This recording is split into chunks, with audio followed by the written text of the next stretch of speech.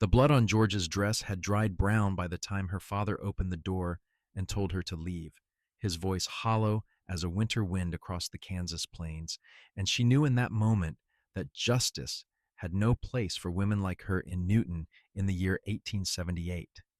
She stood in the doorway of the only home she had ever known, a modest house on the edge of town where the prairie grass met the rutted streets, and watched her father's face contort with shame that should never have been hers to bear.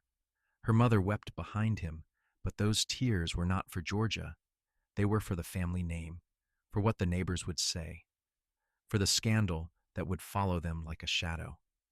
"You should have said yes," her father said, and those 5 words cut deeper than any knife. Samuel Pritchard offered to make it right, to marry you proper. Georgia felt the bile rise in her throat. Samuel Pritchard, the banker's son, who had found her alone in the stable 3 weeks ago when she had gone to check on their mare. Samuel Pritchard, who had held his hand over her mouth and told her to be quiet. Samuel Pritchard, who had walked away whistling while she lay in the hay, bleeding and broken. "He did not offer to make anything right," Georgia said, her voice steadier than she felt. "He offered to own me." Her father flinched, but his jaw remained set. "You are 20 years old, Georgia, unmarried, ruined. No decent man will have you now. Samuel was your only chance." "Then I will have no man." "You will have no home either," her father said, and closed the door. Georgia stood on the porch for a long moment, a small bundle of belongings clutched in her hands.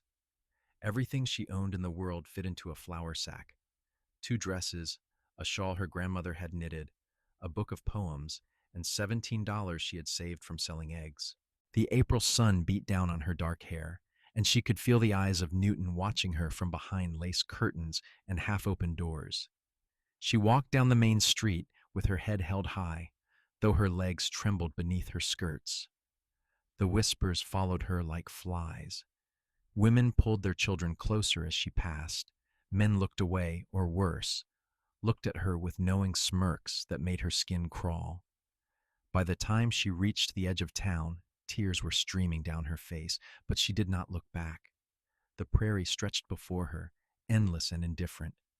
Georgia had no plan, no destination, only the knowledge that she could not stay in Newton. She followed the wagon road west, toward nothing, toward anywhere that was not here. The sun climbed higher. Her feet began to blister in her good Sunday shoes, the only ones she owned. The wind picked up, carrying dust that stung her eyes and coated her throat. She had brought no water, no food. She had not been thinking clearly. She had only been thinking about escape. By noon, she was dizzy with thirst. By mid-afternoon, she was stumbling. The Kansas prairie in April was deceptively brutal, warm days giving way to cold nights, and she had not even considered where she would sleep. The reality of her situation began to settle over her like a heavy blanket.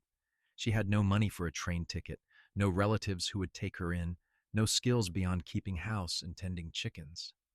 She was a woman alone in 1878, and that was perhaps the most dangerous thing a person could be. She sat down by the side of the road and opened her bundle. The $17 seemed pitifully small now. She took out the book of poems and ran her fingers over the worn cover. Her grandmother had given it to her before she died, had told her that words had power, that stories could save you when nothing else could. Georgia did not see how stories could save her now. The sound of hoofbeats made her look up. A rider was approaching from the west, moving at an easy canter. As he drew closer, Georgia could make out a tall man on a buckskin horse, wearing a dusty coat and a wide-brimmed hat. He slowed as he neared her, his hand resting casually on his thigh, nowhere near the pistol at his hip. "Madam," he said, tipping his hat, "you look like you could use some water." Georgia hesitated. She had no reason to trust any man, not now, not ever again. But her throat was so dry she could barely swallow, and the sun was relentless. The cowboy seemed to sense her fear. He dismounted slowly, keeping his movements deliberate and unthreatening. Up close, Georgia could see he was young, perhaps 25, with sun-weathered skin and eyes the color of creek water in summer. He pulled a canteen from his saddle and held it out to her, stopping several feet away. I am not going to hurt you, he said quietly. I promise. Georgia took the canteen with shaking hands and drank deeply. The water was warm but tasted like salvation. When she lowered the canteen, the cowboy was looking at her with concern. Thank you, she managed. Where are you headed? He asked. Away, Georgia said. The cowboy nodded as if this made perfect sense. Away is a big place. Gets mighty cold at night out here. Coyotes too, and sometimes worse. You got somewhere specific in mind, or just away in general? I do not know, Georgia admitted. I just had to leave. The cowboy studied her for a moment, and Georgia wondered what he saw. A woman in a torn dress with dried blood on the hem. A woman with no horse, no wagon, no supplies. A woman running. My name is Fletcher Thorne, he said. I work for the Triple Creek Ranch, about 15 miles west of here. We are always looking for help in the kitchen, if you are needing work. I have no references, Georgia said. I am not asking for any, Fletcher replied. Mrs. Calloway, who runs the kitchen, she does not care much about references. She cares about whether you can work hard and keep your mouth shut about other people's business. Can you do those things? Georgia felt something loosen in her chest. Yes. Then climb on up, Fletcher said, gesturing to his horse. Unless you would rather walk 15 miles in those shoes. Georgia looked down at her blistered feet, then back at Fletcher. Every instinct screamed at her to refuse, to not trust this stranger.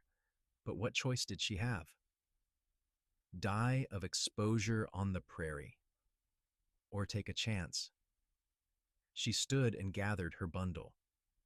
Fletcher helped her onto the horse, his touch brief and respectful, then swung up behind her. Georgia tensed, but Fletcher kept a proper distance, his arms extended past her to hold the reins without pressing against her.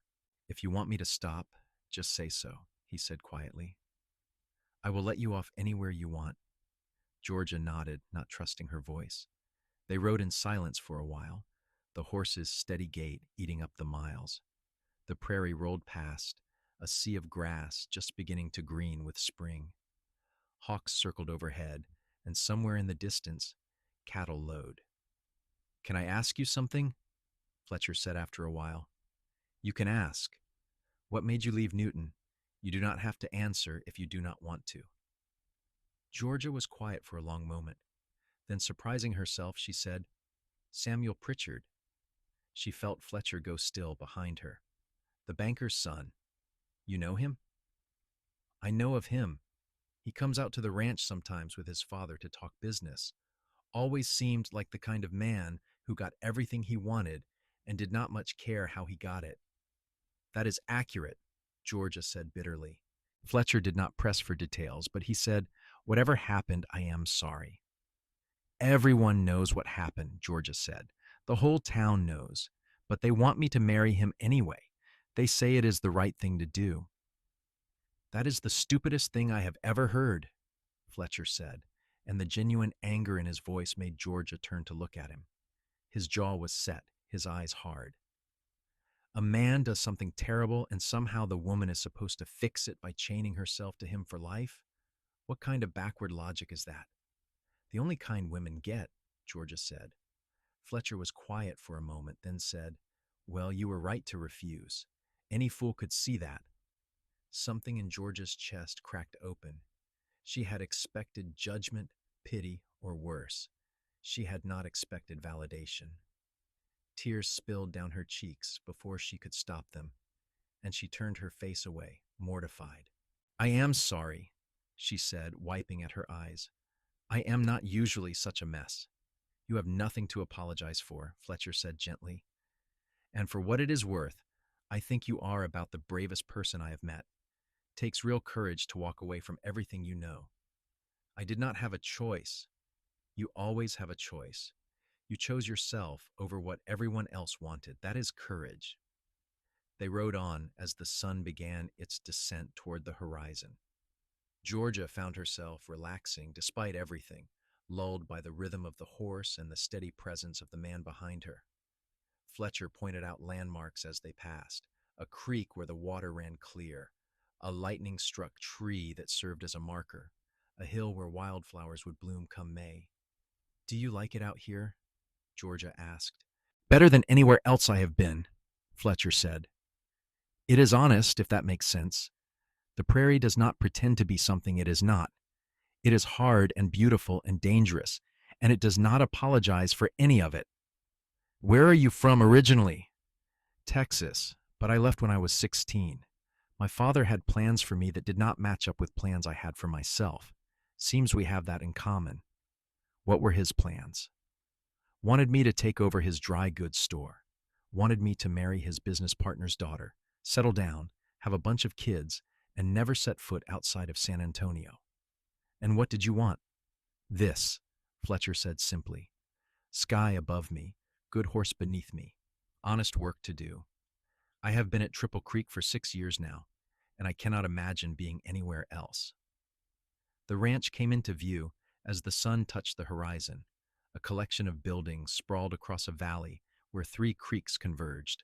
The main house was large and well maintained, with a wide porch and smoke rising from multiple chimneys.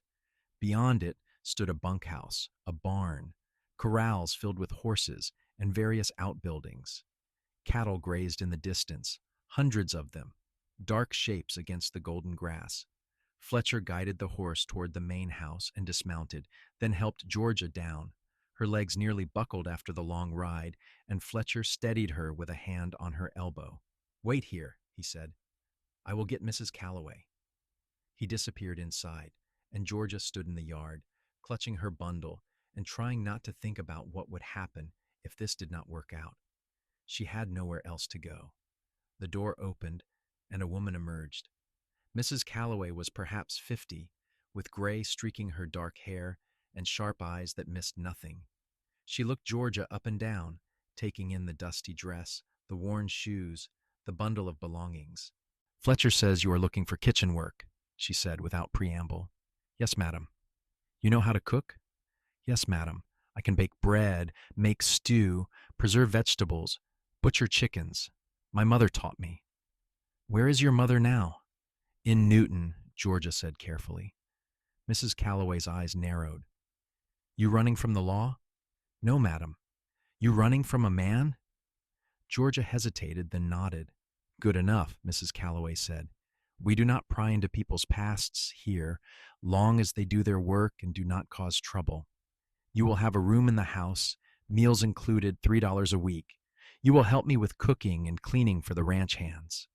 There are 12 men working here right now, plus the ranch owner, Mr. Harrison, and his son. That is a lot of mouths to feed. You think you can handle it?" "Yes, madam," Georgia said, relief flooding through her. "Then come on. I will show you your room. You look like you have been dragged through hell backward."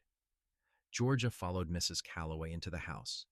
The interior was clean and comfortable, with sturdy furniture and the smell of cooking food. Mrs. Calloway led her up a narrow staircase to a small room at the back of the house. It held a bed, a washstand, a chair, and a window that looked out over the prairie.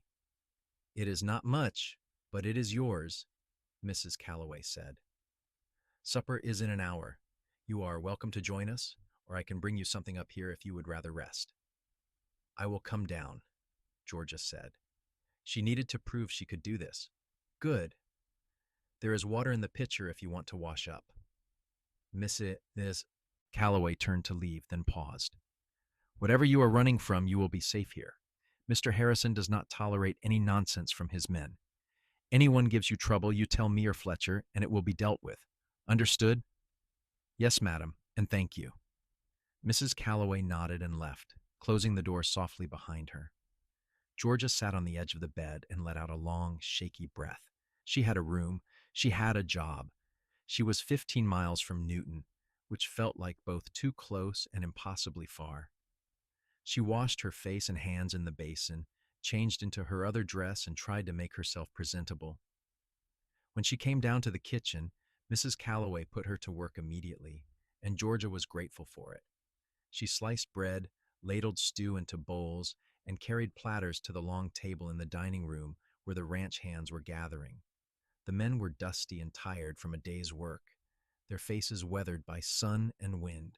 They looked at Georgia with curiosity but not disrespect, tipping their hats and murmuring thanks as she served them. Fletcher caught her eye from across the table and gave her a small, encouraging nod. Mr. Harrison sat at the head of the table, a burly man in his 50s with a salt and pepper beard. His son, a younger version of himself, sat beside him. When everyone was seated, Mr. Harrison said grace and they ate. The food disappeared quickly, the men shoveling it down with the appetite of people who worked hard for their living. Georgia moved between the kitchen and dining room, refilling bowls and fetching more bread, her feet aching in her shoes. But it was good to be busy, good to have a purpose, good to be useful. After supper, the men filed out to the bunkhouse or the porch to smoke and talk. Georgia helped Mrs. Calloway clean up, washing dishes in near silence. She was exhausted in a way that went beyond physical tiredness, but Mrs. Calloway's presence was oddly comforting. The older woman did not ask questions or make small talk. She just worked alongside Georgia, efficient and steady. "You did good tonight," Mrs. Calloway said when the last dish was dried. "Get some sleep. We start breakfast at 4:30. Georgia climbed the stairs to her room and collapsed onto the bed fully clothed. She expected to lie awake, her mind churning with everything that had happened, but sleep took her almost immediately, deep and dreamless. The next days fell into a rhythm. Georgia woke before dawn and helped Mrs. Calloway prepare breakfast for the ranch hands. After breakfast was cleaned up, there was lunch to prepare, and after lunch, supper. In between, there were floors to sweep, laundry to wash, vegetables to chop, bread to bake. The work was endless but straightforward, and Georgia threw herself into it with single-minded determination. She saw Fletcher often. He ate with the other ranch hands, but he made a point of thanking her for each meal, asking how she was settling in. Sometimes in the evenings, after the work was done, he would sit on the porch and Georgia would join him, too tired to talk much but comfortable in the silence. Fletcher never pushed, never pried. He just shared the space with her, a steady presence in a world that had tilted sideways. One evening, about 2 weeks after Georgia had arrived, she found Fletcher on the porch, whittling a piece of wood. She sat down on the step beside him, wrapping her shawl around her shoulders against the cool spring air. "What are you making?" she asked. "Not sure yet," Fletcher said, studying the wood. "Sometimes I just carve and see what comes out." "What about you? How are you doing?" "Better," Georgia said honestly. "I feel like I can breathe again." "Good." Fletcher shaved another curl of wood. I was thinking, if you want to learn to ride, I could teach you. Might be useful out here." Georgia considered this. She had ridden horses before, but only sedately, side saddle through town. The idea of really riding, of having that freedom, was appealing. "I would like that. Tomorrow then, after supper, we will take it slow." The next evening, Fletcher brought a gentle mare named Daisy to the corral and showed Georgia how to saddle her properly. He explained everything patiently, demonstrating how to tighten the cinch and adjust the stirrups. Then he helped Georgia mount, his hands careful and respectful. "Sit up straight," he instructed. "Hold the reins loose. She will follow your weight and your voice. You do not have to yank her around. Just ask her nice." Georgia walked Daisy around the corral, Fletcher walking beside them, offering quiet encouragement. The horse was patient with her fumbling, and by the end of the hour, Georgia was trotting in slow circles, her confidence growing. "You are a natural," Fletcher said, grinning up at her. Georgia laughed, really laughed, for the first time since Newton. "I am terrible. You are better than I was my first time. I fell off 4 times. You did not? Cross my heart. Landed in a mud puddle twice. My brother did not let me hear the end of it for months." "You have a brother?" "Had," Fletcher said, his smile fading slightly. "He died of fever when I was 14. That is part of why I left Texas. Everything there reminded me of him." "I am sorry," Georgia said softly. It was a long time ago, but I think he would have liked you. He always rooted for the underdog. They rode together most evenings after that, Georgia growing more confident in the saddle. Fletcher taught her how to control the horse with subtle movements, how to read the terrain, how to anticipate the animal's reactions. Sometimes they would ride out to one of the creeks and let the horses drink while they talked about everything and nothing. Georgia found herself looking forward to those rides more than she cared to admit. Fletcher was easy to talk to, genuinely interested in what she had to say, treating her like an equal rather than something fragile or damaged. He told her stories about life on the ranch, about the cattle drives he had been on, about the time a tornado had touched down 2 miles away and they had all huddled in the cellar, listening to the sky roar. "Do you ever get scared?" Georgia asked one evening as they watched the sunset paint the clouds pink and orange. "Sure," Fletcher said. "Being scared is not the problem. The problem is letting fear make your decisions for you. You cannot live your life trying to avoid being afraid. Sometimes you just have to be scared and do the thing anyway." "Like leaving Newton," Georgia said. "Exactly like that. You were terrified, but you did it anyway. That is what courage looks like." Georgia looked at him, this cowboy who had found her on the side of the road and offered her a chance when no one else would. "Why did you help me that day? You did not know me. You did not know what I had done or why I was running." Fletcher was quiet for a moment, watching the sun sink lower. "My sister," he said finally. "I had a sister, too, older than me. When she was 19, something happened to her. A man in our town. She tried to tell our father, but he did not believe her. Said she must have led the man on, must have done something to encourage him. She killed herself 3 months later." George's breath caught. "Fletcher, I am so sorry. I was young, but I understood enough. I understood that she needed help and no one gave it to her. I swore then that if I ever had the chance to help someone in a similar situation, I would do it. So when I saw you on that road, alone and clearly running from something, I knew I had to stop." Georgia reached out and took his hand, squeezing it gently.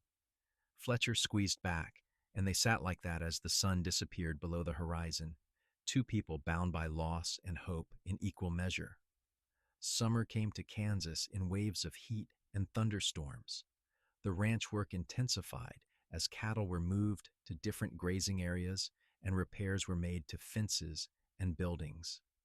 Georgia's hands grew calloused from the constant work, her skin browned by the sun during the rare moments she had outside.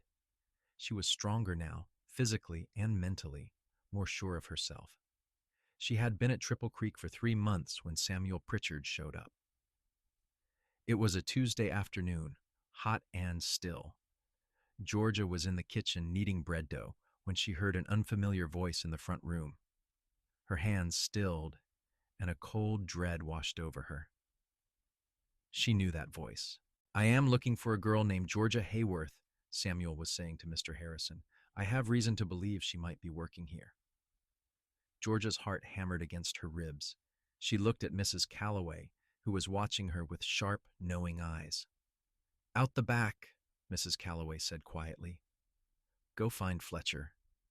Georgia did not hesitate. She slipped out the back door and ran toward the barn where she knew Fletcher was working on repairing a stall. She found him with his shirt sleeves rolled up, hammering a new board into place. "Fletcher," she gasped, and he turned immediately, dropping the hammer. "What is wrong?" "Samuel Pritchard is here. He is asking for me." Fletcher's expression went hard. "Stay here." "Fletcher, do not—" But he was already striding toward the house, and Georgia followed, her breath coming in short gasps. By the time they reached the front porch, Samuel was outside with Mr. Harrison, and the look on Samuel's face when he saw Georgia made her skin crawl. "Georgia," Samuel said, stepping toward her. "Thank God. Your father has been worried sick. We all have." "Stay away from me," Georgia said, retreating. "Now, Georgia, do not be like that. I came all this way to bring you home. We can still make this right. The wedding can still happen." "There is not going to be any wedding." Georgia said, her voice shaking. I told you that in Newton, and I am telling you now. Samuel's expression hardened. You are making a scene, acting hysterical. You need to come home before you embarrass yourself further. The lady said no, Fletcher said, stepping between them. Time for you to leave. Samuel looked Fletcher up and down dismissively. This does not concern you, Cowboy. This is between me and my fiancée. She is not your fiancée, Fletcher said evenly. And she asked you to leave. I am not going anywhere without her. Her father gave me permission to bring her home. She belongs. I do not belong to anyone, Georgia said, finding her voice. Not to you, not to my father. I am staying here. Samuel's face flushed red. You are being ridiculous. You think you can just run away from your responsibilities, from what you owe me. I do not owe you anything, Georgia said. You took what you wanted. That does not give you the right to take more. I tried to do the honorable thing, Samuel snarled. I offered to marry you despite your reputation. Despite the reputation you gave her, Fletcher interrupted. I think we are done here. Samuel looked at Mr. Harrison. Are you going to let your hired hand talk to me like that? My father does business with this ranch. Mr. Harrison, who had been watching the exchange with a stony expression, finally spoke. I do not care if your father is the president. Miss Georgia works for me, and she has made it clear she wants you gone. So you are leaving. Now. You are making a mistake, Samuel said, his voice low and threatening. All of you, when people hear about this, they will hear about you harassing a woman on my property, Mr. Harrison said, and I will be happy to explain exactly why she left Newton. Now get on your horse and ride out, or I will have my men escort you. Several ranch hands had gathered, drawn by the commotion. They stood with their arms crossed, a wall of weathered cowboys between Samuel and Georgia. Samuel looked around, clearly calculating his odds, and apparently decided discretion was the better part of valor. This is not over, he said to Georgia. Your father wants you home. The church wants you to do right by this situation. You cannot hide out here forever. Watch me, Georgia said. Samuel mounted his horse and rode off, dust rising behind him. Georgia felt her legs give way, and Fletcher caught her, guiding her to sit on the porch step. It is all right, he said quietly. He is gone. He will tell everyone where I am, Georgia said, her voice barely a whisper. My father will come. The church elders might come. They will all try to make me go back. Let them try, Mr. Harrison said gruffly. You are under my employ and my protection. Anyone wants to drag you off my property, they will have to go through me first. Mrs. Calloway appeared with a glass of water. Drink this. You look like you are about to faint. Georgia drank, her hands shaking so badly that water sloshed over the rim. Fletcher sat beside her, close but not touching, a solid presence. You were right to refuse, Fletcher said again, echoing those words from the first day. Anyone with eyes can see that. That night, Georgia could not sleep. She lay in her small room, staring at the ceiling, listening to the sounds of the ranch settling down for the night. Part of her wanted to run again, to leave before she brought more trouble to these people who had been kind to her. But another part, a stronger part, was tired of running. This place had become home. These people had become something like family. She did not want to leave. Around midnight, she heard a soft knock on her door. She opened it to find Fletcher standing there, still fully dressed. Could not sleep either? He asked. Georgia shook her head. Want to take a walk? Sometimes moving helps more than lying still. They walked out into the night, the prairie stretching silver and black under a half moon. The air was cooler now, pleasant after the heat of the day. Fletcher did not say anything, just walked beside her, matching her pace. I am sorry for bringing trouble to the ranch, Georgia said finally. You did not bring trouble. That man brought trouble. There is a difference. But if my father comes, or if the church, then we will deal with it. Fletcher said firmly. You are not alone in this, Georgia. You understand that, right? You have people on your side now. Georgia stopped walking and turned to face him. In the moonlight, Fletcher's features were softer, but his eyes were as steady as ever. Why do you care so much? She asked. I am just some woman you found on the road. You're not just anything, Fletcher said. You are brave and strong, and you deserve better than what you have been given. And He stopped, seeming to struggle with the words. I care about you, more than I probably should. Georgia's heart stuttered. Fletcher, you do not have to say anything, he said quickly. I know the timing is terrible. I know you have been through hell, and probably the last thing you need is some cowboy making things more complicated. But I needed you to know. You are not alone, and you are not a burden, and whatever happens, I am on your side. Georgia stared at him, this man who had shown her nothing but kindness and respect, who had asked for nothing in return, who looked at her like she mattered. Slowly, carefully, she reached out and took his hand. I care about you too, she said softly. I did not think I would ever feel this way about anyone, not after what happened. But you make me feel safe. You make me feel like myself again. Fletcher's fingers tightened around hers. We will figure this out, he said. Whatever comes next, we will figure it out together. They stood like that for a long moment, hands clasped under the Kansas stars, and Georgia felt something shift inside her. She had spent so long afraid, so long running, that she had forgotten what it felt like to stand still and fight for what she wanted. But she wanted this. She wanted Fletcher, this life, this place where she could be herself, without shame or judgment. The next few weeks passed without incident. Samuel did not return, and neither did Georgia's father. Life at the ranch continued its steady rhythm, and Georgia began to relax slightly, though she remained watchful. Her relationship with Fletcher deepened, slow and careful. They rode together in the evenings, talked for hours on the porch after supper, found excuses to work near each other during the day.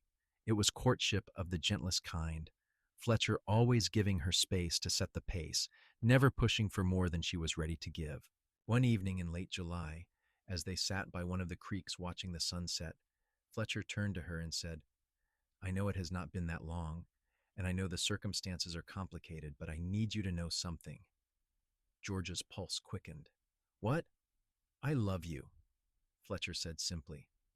I have loved you since about the second week you were here, when I saw you standing up to one of the ranch hands who was complaining about his food. You were terrified, but you did not back down, and I thought, that is the bravest person I have ever met. I love your strength and your stubbornness, and the way you laugh when you think no one is listening. I love the way you gentle the horses, and the way you knead bread like you are mad at it.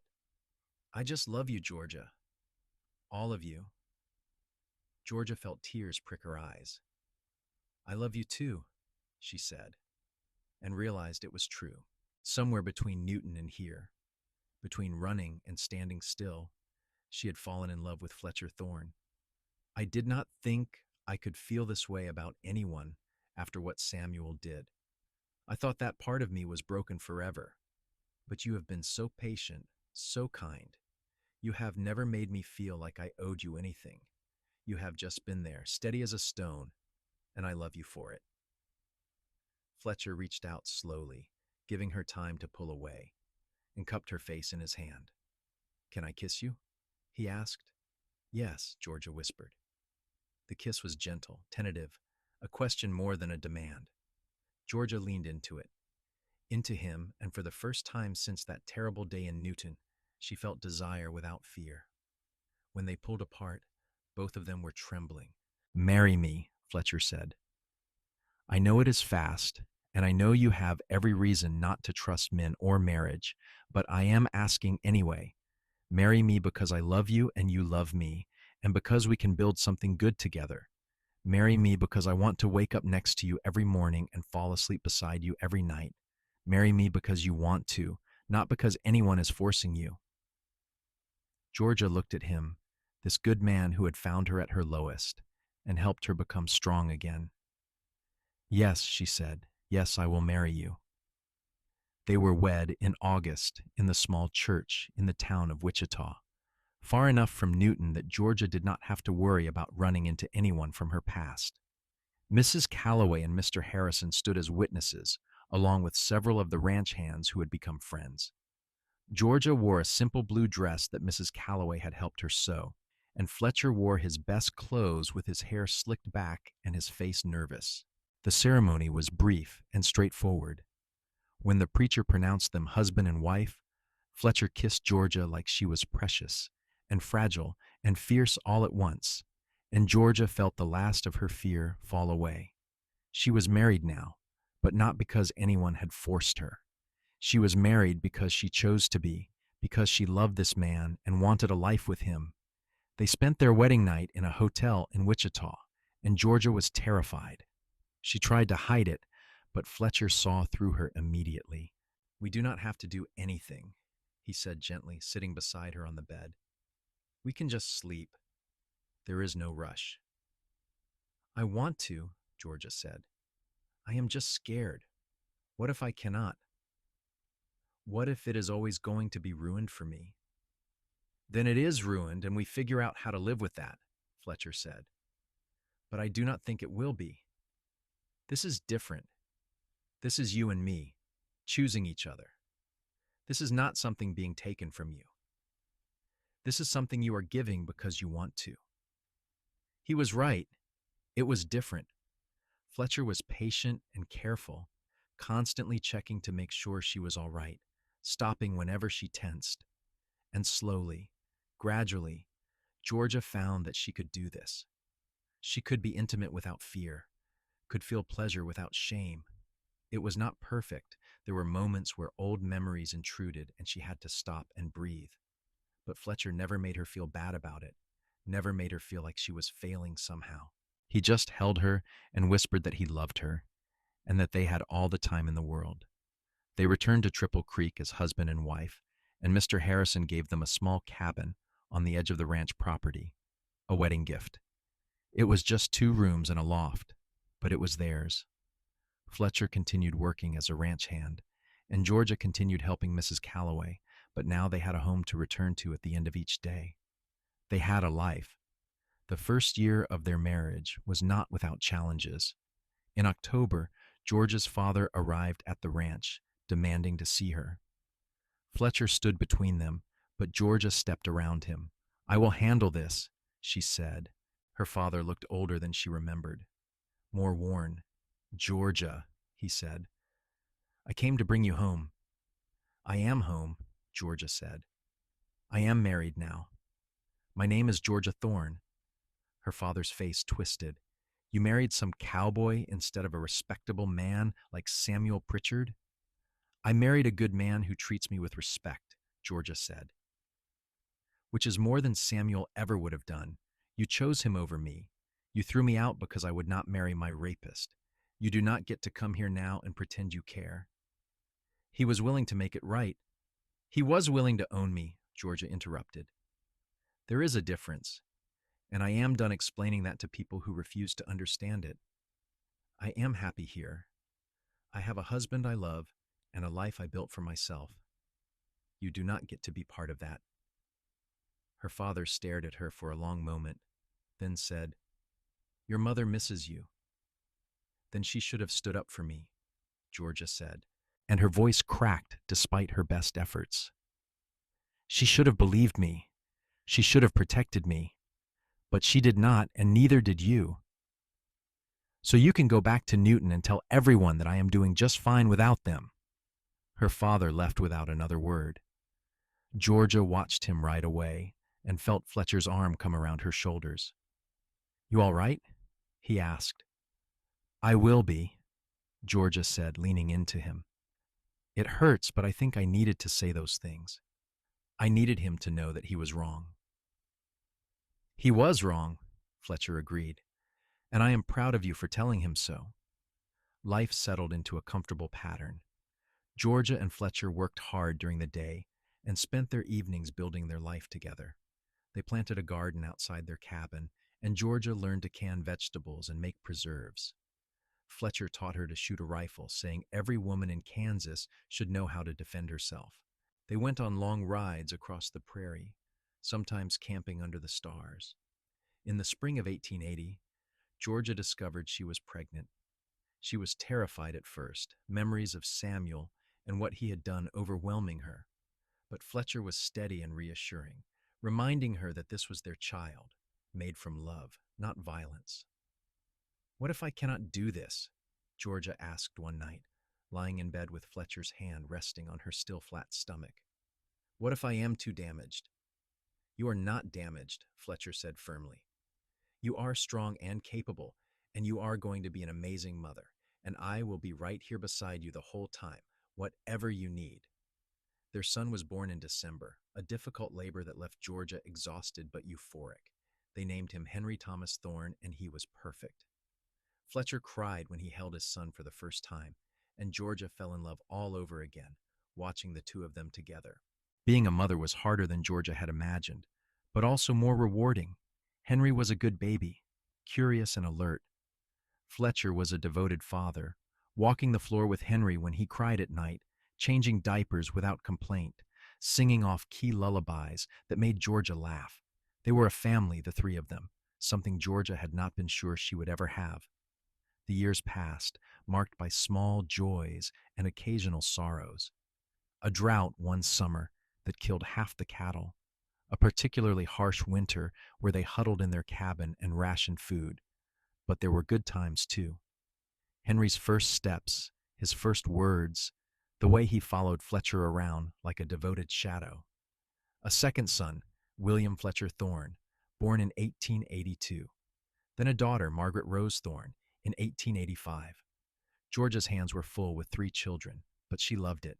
She loved the noise and the chaos and the constant motion. She loved watching Fletcher teach their sons to ride and their daughter to be brave. She loved the life they had built from nothing, from a chance meeting on a dusty road and a decision to be kind. Mrs. Calloway retired when Margaret was born, and Georgia took over running the kitchen at the main ranch house full time. It was exhausting, managing three children and feeding a dozen ranch hands, but Georgia was good at it. The hands loved her cooking, and she loved feeding people, loved the straightforward exchange of work for appreciation. One evening in the summer of 1890, when Henry was 9 and William was 7 and Margaret was 5, Georgia and Fletcher sat on the porch of their cabin watching their children play in the yard. The sun was setting, painting everything gold, and Fletcher reached over and took Georgia's hand. "You ever think about where you would be if you had not left Newton?" he asked. "Sometimes," Georgia admitted. "But I try not to. That is a different life, one I do not want to imagine." "I think about it," Fletcher said. "I think about how easily I could have ridden past you that day. How I almost did because I was in a hurry to get back to the ranch, but something made me stop, and that something gave me everything I have now. You, our children, this life. I have never regretted it for a second." "You were right to stop," Georgia said. "And I was right to refuse Samuel. We were both right, and look what it got us." Fletcher lifted her hand and kissed it. 12 years, he said.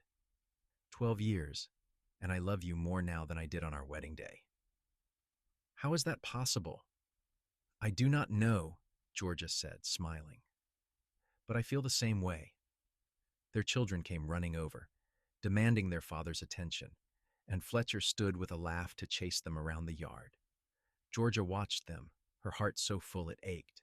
She thought about the girl she had been at 20, broken and terrified on the side of a dusty road.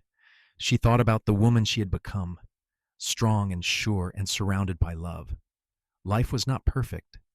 There were still hard days, still moments where the past rose up and tried to claim her.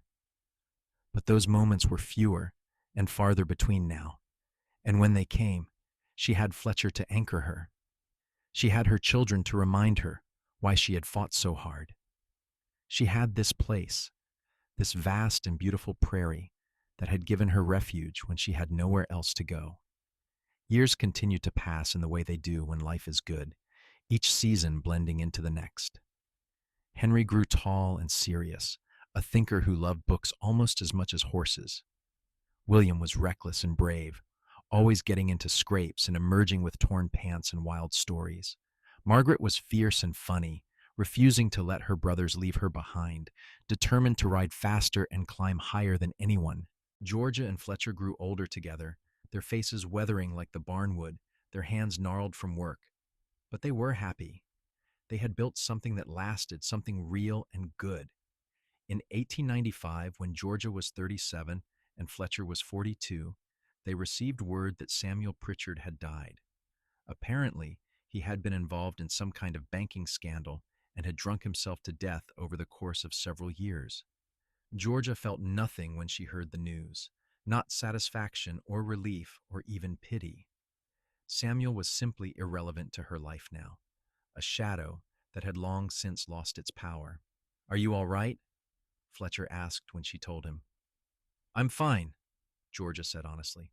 "He stopped mattering to me a long time ago." "Good," Fletcher said and kissed her forehead. That same year, Henry turned 15 and announced he wanted to be a lawyer. Georgia was surprised but proud. Her son had inherited her stubbornness and sense of justice, and she knew he would be good at it. Fletcher started setting aside money for Henry to attend school in Topeka, proud of his son's ambition. William, at 13, was still figuring out what he wanted to do, but he loved working with the horses and had a natural talent for it. Mr. Harrison's son, who now helped run the ranch, said William could have a full-time job whenever he was ready. Margaret, at 10, announced she wanted to be a doctor, which made both Georgia and Fletcher laugh with surprise and delight. "Then you will be a doctor," Fletcher told her. "If you work hard enough, you can be anything you want." In 1898, Mr. Harrison died peacefully in his sleep. His son took over the ranch fully, and one of his first acts as owner was to deed the cabin and surrounding 20 acres to Georgia and Fletcher, payment for 20 years of loyal service. They now owned their own land, something neither of them had ever imagined possible. "We could start our own small ranch," Fletcher said, looking at the deed with wonder. "Run some cattle of our own, build it up for the kids." "Let us do it," Georgia said. They started small, with a dozen head of cattle and dreams of expansion. Henry came home from school during breaks to help. William worked the ranch full-time now, his skill with horses making him invaluable. Margaret, still in school, spent every free moment learning everything she could about ranching and animals, preparing for the day she would leave for medical school. The turn of the century found them prosperous and content. Their small ranch had grown to 50 head of cattle and 30 horses. They had hired 2 ranch hands of their own to help with the work. The cabin had been expanded into a proper house, with enough room for all of them, plus the occasional guest. Georgia was 42 years old, and when she looked in the mirror, she barely recognized the terrified girl who had fled Newton all those years ago. She was a woman now, in the fullest sense of the word. A wife, a mother, a businesswoman, someone who had taken the worst thing that ever happened to her and refused to let it define her. Someone who had chosen love over fear again and again. Fletcher was 49, his hair more gray than brown now, but still strong and steady. He still looked at Georgia like she was the most beautiful thing he had ever seen. He still held her hand when they sat on the porch in the evenings. He still told her he loved her every single day. On their 20th anniversary, Fletcher surprised Georgia with a trip back to Wichita, to the same hotel where they had spent their wedding night. They left the ranch in William's capable hands and rode the train together, holding hands like newlyweds. 20 years, Georgia said, looking out the train window at the Kansas prairie rolling past. "It feels like forever, and no time at all." "Best 20 years of my life," Fletcher said. "Well, except maybe the next 20, and the 20 after that." In the hotel room, Fletcher presented her with a gift, a book of poems bound in leather. "I know you lost your grandmother's book when you left Newton," he said. "I have been collecting poems for you over the years, writing them down whenever I came across one I thought you would like. I had them bound. Georgia opened the book and saw Fletcher's careful handwriting filling page after page. Poems about love and courage and the prairie. Poems he had chosen for her. For them. She burst into tears. I love it, she said. I love you. I love you too, Fletcher said. Thank you for saying yes to me all those years ago. Thank you for building this life with me. Thank you for being the bravest person I know. They made love that night with the tenderness of long familiarity, knowing each other's bodies as well as they knew the land they lived on. Afterward, Georgia lay with her head on Fletcher's chest, listening to his heartbeat, and felt perfectly, completely happy. The years continued their steady march. Henry became a lawyer in Topeka and married a schoolteacher named Sarah. William married a rancher's daughter named Elizabeth, and they built a house on the edge of Georgia and Fletcher's property. Margaret went to medical school in Kansas City, one of only a handful of women in her class. Georgia became a grandmother in 1902 when Henry and Sarah had a daughter they named Georgia after her. Holding her tiny namesake in her arms, Georgia felt the circle of her life complete itself. She had been cast out, broken, left for dead by the people who should have protected her. But she had survived. More than survived, she had thrived. She had built a life of purpose and love, and now that life was extending into another generation. Fletcher was there beside her, as he always was, his arm around her shoulders as they looked at their granddaughter. She has your eyes, he said softly. She has a better life ahead of her, Georgia said. She will never know what it is like to be powerless. No, Fletcher agreed, because her grandmother and her mother and her aunts are teaching her to be strong. Because the world is changing slowly. Because of people like you who refuse to accept what they were told they had to accept. More grandchildren followed. William and Elizabeth had twins, a boy and a girl. Margaret eventually married a fellow doctor, and they had 3 children in quick succession. Georgia and Fletcher's house was always full of noise and laughter, grandchildren running through the rooms, climbing trees in the yard, learning to ride horses in the corral. In 1910, Georgia was 52 and Fletcher was 59. They were sitting on their porch one evening, watching the sun set over land they owned, surrounded by family they had created, when Fletcher turned to her and said, "Do you remember what I said to you that first day?" "You said a lot of things that first day," Georgia said, smiling. "I said you were right to refuse. You were right to refuse Samuel, right to refuse a life that would have destroyed you. And you know what? You have spent every day since then proving just how right you were. Look at all this." He gestured at the house, the land, the grandchildren playing in the distance. "Look at what you built from that moment of refusal. You changed your entire life by saying no to something that everyone else insisted was inevitable." "We built this," Georgia corrected. "You and me together." "You started it," Fletcher said. "I just had the good sense to recognize courage when I saw it." Georgia leaned her head on his shoulder. "I was so scared that day. I thought my life was over." "It was just beginning," Fletcher said. "We both know that now." The years grew shorter as they grew older, time seeming to accelerate. Before Georgia knew it, she was 60, then 65. Fletcher slowed down, his back giving him trouble, his hands stiff with arthritis. But he was still Fletcher, still steady, still the man who had stopped for a stranger on a dusty road and changed both their lives forever. In 1920, when Georgia was 62 and Fletcher was 69, they celebrated their 40th wedding anniversary. Their entire family gathered at the ranch for the occasion. 3 children and their spouses, 11 grandchildren ranging in age from 18 to 1. The house overflowed with people and noise and love. Henry stood up to make a toast. "To my parents," he said, raising his glass, "who taught us that love is a choice you make every day, that courage is not the absence of fear, but the refusal to let fear make your decisions. That family is not just who you are born to, but who you choose and who chooses you. Thank you for showing us what a good marriage looks like. Thank you for giving us a foundation built on respect and partnership. Thank you for being exactly who you are. Everyone raised their glasses and drank. Georgia looked around the room at all these people who existed because she had refused to marry Samuel Pritchard, because she had walked away from Newton, because Fletcher had stopped his horse and offered her water. Every single person in this room was here because of that moment, because of that choice. "What are you thinking?" Fletcher asked, his hand finding hers under the table, as it always did. "That I was right to refuse," Georgia said. "And you were right to stop. We were both so right, and I would not change a single thing." Fletcher lifted her hand and kissed it, his lips dry and warm. "Neither would I, love. Neither would I." They continued on in the way of people who have lived long and loved well.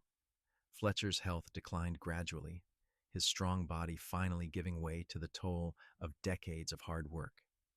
In 1925, at the age of 74, he died peacefully in his sleep with Georgia beside him. Georgia grieved deeply but not despairingly. She had been given 47 years with a man who had loved her unconditionally, who had seen her at her worst and chosen her anyway, who had built a life with her brick by brick and never once made her regret it. She missed him terribly, but she was grateful for every single day they had shared. She lived another 8 years, long enough to see women get the vote, long enough to see Margaret become one of the most respected doctors in Kansas City, long enough to meet her first great-grandchild. She spent her final years surrounded by family, telling stories about the old days, about Fletcher and the ranch, and how sometimes courage looks like walking away from everything you know. She died in 1933 at the age of 75, on a spring morning when the prairie was greening and the wildflowers were beginning to bloom. Her children and grandchildren were with her, and her last words were about Fletcher, about how she would see him soon, about how love did not end just because life did. They buried her next to Fletcher on the land they had owned together, under a sky as wide and blue as possibility. Her gravestone read, "Georgia Hayworth Thorne, 1858, 1933, beloved wife, mother, grandmother." She was right to refuse. In the years that followed, the ranch remained in the family, passed down through generations. The story of Georgia and Fletcher became family legend, told and retold to children and grandchildren, a reminder that sometimes the bravest thing you can do is refuse what everyone tells you is inevitable, that love can come from the most unexpected places, that a single moment of kindness can change everything. The prairie remembered them as it remembered all those who had loved it and been shaped by it. The wind still blew across the grass. The creeks still ran clear. The sky still stretched endless overhead. And somewhere in the fabric of that place was woven the story of a woman who had been cast out for refusing to marry her rapist, and a cowboy who had said she was right to refuse, and the life they had built together from courage and love, and the simple, radical belief that everyone deserves dignity and choice. Their legacy lived on in every descendant who stood up for what was right, in every woman who refused to accept less than she deserved, in every man who recognized that real strength means protecting the vulnerable rather than exploiting them. Georgia and Fletcher's story became part of the larger story of the West, of America, of people everywhere who have had to fight for the basic human right to choose their own lives.